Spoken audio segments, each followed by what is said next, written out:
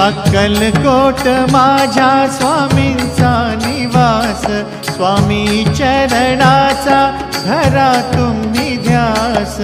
अक्कलकोट माझ्या स्वामींचा निवास, स्वामी चरणाचा धरा तुम्ही ध्यास।